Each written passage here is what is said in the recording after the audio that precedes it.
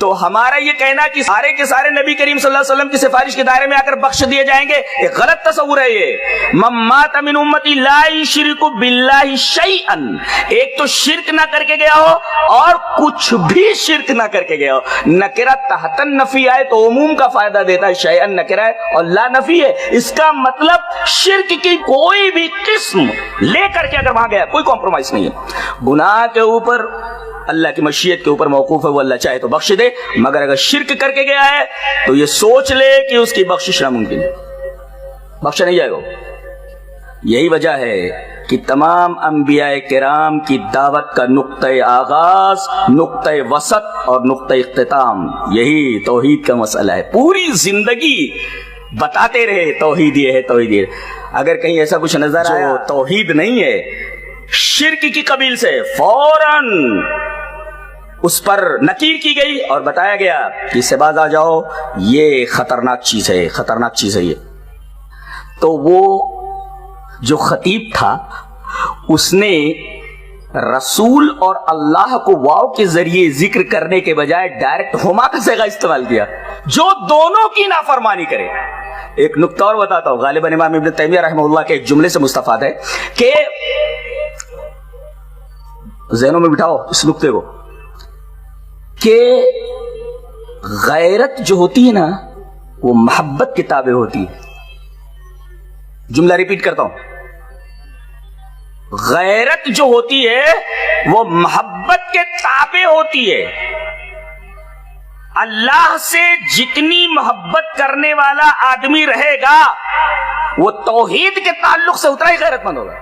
اللہ سب سے زیادہ غیور ہے، اس کے بعد اس کا نبی ہے، اور شرک سب سے زیادہ بے غیرت اور توحید سب سے زیادہ غیرت ہے۔ نبی کریم صلی اللہ علیہ وسلم نے نکیر فرمائی اور ڈانٹا، کہا کہ تو کتنا برا خطیب ہے بھی، پیس الخطیب انت، تو نے مجھے اللہ کے ساتھ ملا دیا۔ ہم لوگ کہتے اللہ اور اس کے رسول چاہے، اچھا وہ حدیث بھی ملا لیتے، ابھی اس حدیث پر رکے رہے، ایک تیسری حدیث پڑھ دیتے، حدیث اس طرح۔ وعن عبداللہ ابن عباس رضی اللہ تعالی عنہما قال جاء رجل الى النبي صلی اللہ علیہ وسلم فقال ما شاء اللہ وشیتا قال جعلتنی عدلا قل ما شاء اللہ، رواہ الطبرانی فی المعجم الکبیر۔ حضرت امام طبرانی رحمہ اللہ اس حدیث کو ایسے ہی معجم کبیر کے اندر لائے ہیں، راوی حضرت عبداللہ ابن عباس ہے۔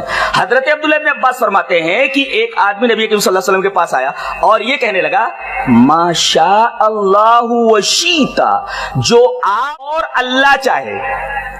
نحو پڑھنے والے پڑھانے والے علماء بیٹھے ہوئے، معطوف اور معطوف علیہ کے درمیان ایک حکم ہوتا ہے جو دونوں، جیسے کہا جائے زید اور بکر دونوں آئے، ظاہر ہے کہ زید کے اوپر بھی آنے کا حکم ہے اور بکر کے اوپر بھی آنے کا، مجیت میں دونوں شریک ہیں، مجیت کا حکم دونوں کے اوپر ہے۔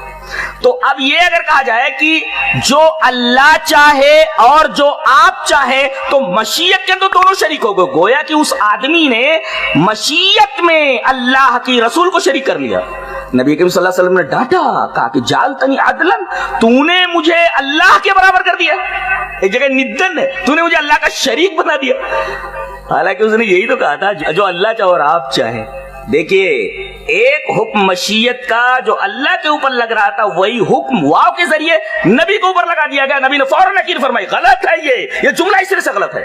انجانے میں کتنے جملے بولتے رہتے ہیں جو شرک کی سرحد میں داخل ہیں۔ ماشاء اللہ وشیت، اور آپ نے تنقید کرنے کے بجائے نکیر کرنے کے بعد فرمایا قل ما شاء اللہ، ایک روایت میں ما شاء اللہ وحدہ، صرف ما شاء اللہ بول، جو اللہ چاہے۔ میری کیا بساط ہے کہ میں اللہ کی مشیت میں دخل انداز۔ اللہ دیکھ رہے ہیں آپ باریکی توحید کی، اس کو کہتے ہیں توحید کی باریکی۔